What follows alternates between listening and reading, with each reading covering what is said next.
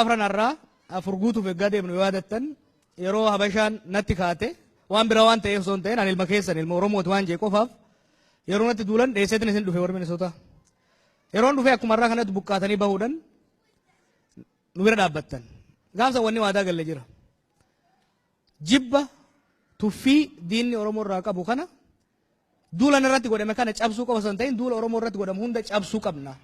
Kana cabsuudhaaf immoo duulli guddaan kan duratti godhamaa jiru gama miidiyaatiin waan ta'eef miidiyaa olaantummaa habashaan qabdu kana cabsuu danda'u tokko gadi dhaabnaa jeen waadaa isin seene. Waadaa seennee ji'a jaha keessatti waadaa san gargaarsa rabbiitii fi gargaarsa keessaniin waadaa san wani rabbiillee galateeffadhu waadaa san osoo nyaatiin ji'a jahatti OMN gadi dhaabnee qilleensa irraan isinii baafne. Gaafa OMN eegallu ijoollee wajjin dalayni waa baay'ee keessa dabarre waan inni isin jee ture. Qilleensa Oromiyaa bilisoomsinee jirra. Olaantummaa habashaan qilleensa Oromiyaa irraa qabdu cabsinee jirra.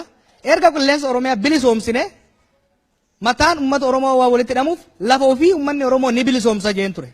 Kana hoggaan jehu tari waggaa 10tti uummata kana dammaisnee bilcheessinee jeetin ture.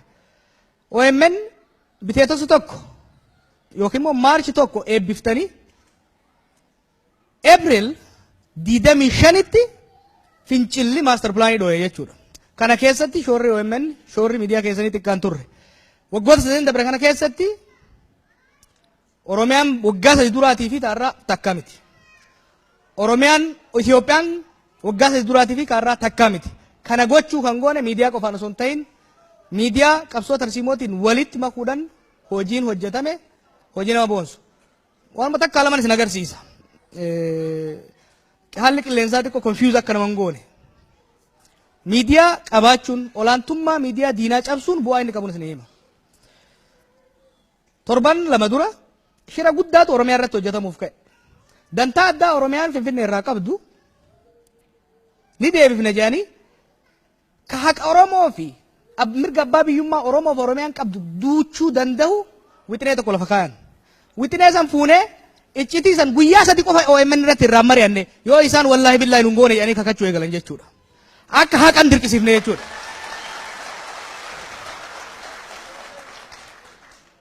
Hayilamaariyaam Dassaalay Lammaa Magarsaa ji'a 2 osoo waan kana wakkatiin dura qorannee dhiyeessinee gaafii keenya mootummaa federaalaatiif dhiyeessine jedhe.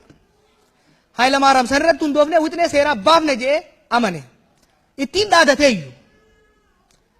Yeroo nuti baafnee hanna isaanii daba isaanii san miidiyaadhaan irra deemnu yeroo guyyaa 3 qofa keessatti akka waakkatan waanuma dubbatan san akka hancufatu san osoo isin hin qabbanaa'in akka liqimsan godhuu hin danda'ame jechuudha. This is the power of media. Wayyaaneen Finfinnee fi naannoo sanitti yoo nu dadhabdu diina nutti baay'isuudhaaf milishaa Somaalee hidhachiiftee Tigrootaan ajajaa uummata keenya fichisiisaa turte. Waan san hordofnee galgalaa ganama waan gabaasaa turreef dura kijiba jedhan. Booda amananii miidiyaan isaanii gabaasuu eegalee ifaan ifatti lammata hin seennuu jedhanii akka uummata keenya dhiifama gaafatan goone. Guyyaa 4 dura qonnaan bultoonni Oromoo Harargee ka waggaa 12 dura qe'ee isaanirraa buqqaafamanii eeluu baaburaa qabsiifaman lafti isaanii ta'uu diddee way waatanii dadhabanii miilaan gara Finfinnee waggaa deeman nu qunnaman. Guyyaa 2 irraa haasofnaan guyyaa takkitti nu irraa haasofneen itti aanaa pirezidantii fi wanni silaa OPDO jedhamte takkitti hin hafne jimma dhayitee uummata miilarra kadhattee muularra buutee kadhataa jirti har'a. Dhagayaa. Miidiyaa feetan qabaadha. Miidiyaan odeeffannoo yeroo yeroon hordofee dura dubbachuun waan dubbatan san immoo sirriitti ilaamanii dhuka isii dha'uun mootummaa mirga kee dhageessisuu irratti waan xiqqaan ta'u. Dhumarra waan tokkoon isin hima. Bara gaddaa rakkoon baqattootaa ni beektan. Bara gaddaa waggaa ijoolleen hedduun dhumte ijoollee 14 hafte san hordofnee Reuters wajji hojjennee dookumantarii irratti hojjenne.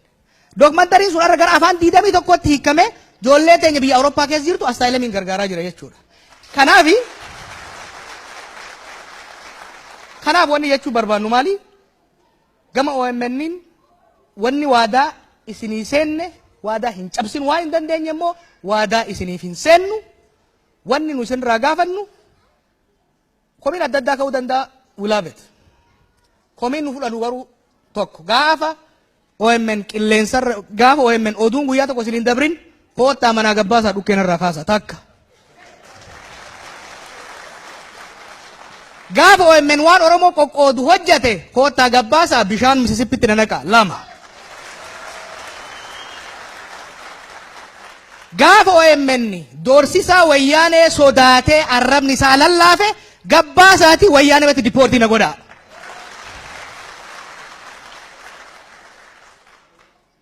Waan amma deemaa jiru asitti gabaabatti OMN irratti duulli godhamaa hin jirre hin jiru. Keessaan nurra godhama, alaan nurra godhama. Ta keessaa ufumarraa hoo'inee bira dabara rakkoo hin qabdu. Fuulleffannaan keenya guddaan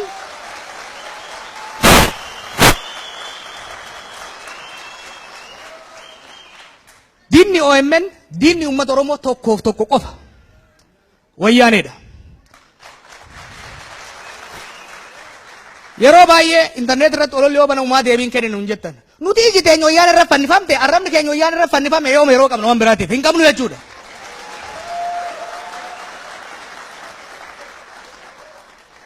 Torban lama dura an Awurooppaan ture wayyaaneen jila isii guutuu Kaayirootti ergite san dura istuudiyoon usaamsifte deeffannee bananne samboonni sun hanqar jetteet warra Ijiptiin amma keessan seenu waan isin barbaaddan hunda isiniif kennina.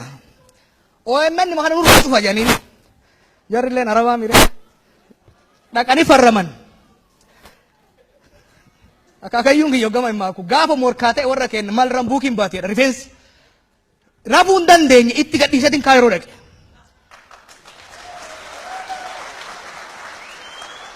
Firmaan wayyaanee fi jarri farrame osoo qalamni isii hin goggogin irraa haqee dhufe.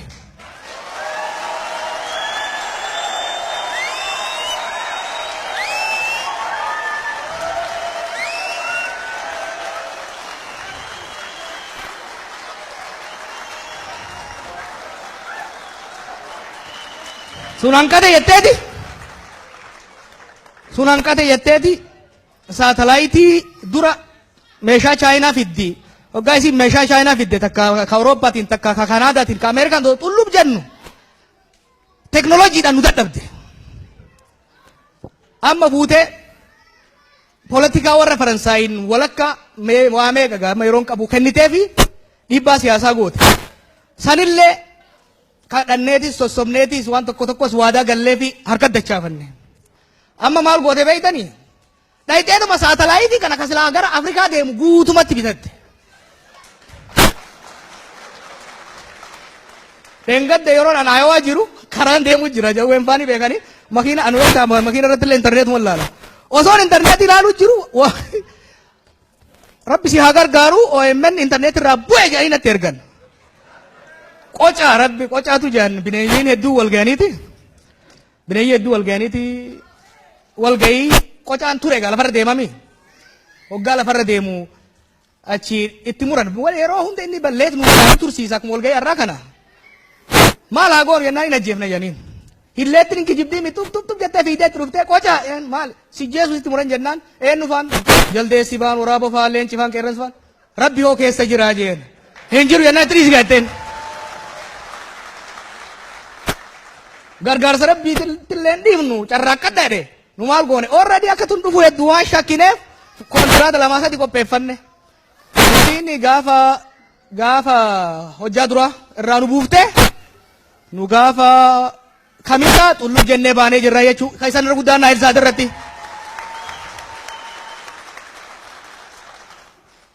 Waadaan ani isinii galu hanamman jirutti amman lubbuu qabutti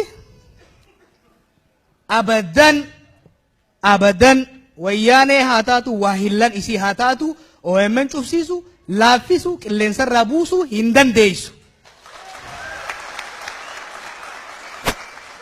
Lama keenya irraan waan Oromoo eegale amma diidamaaf hin deema eegan hiriira duraa baase dhumuugaatti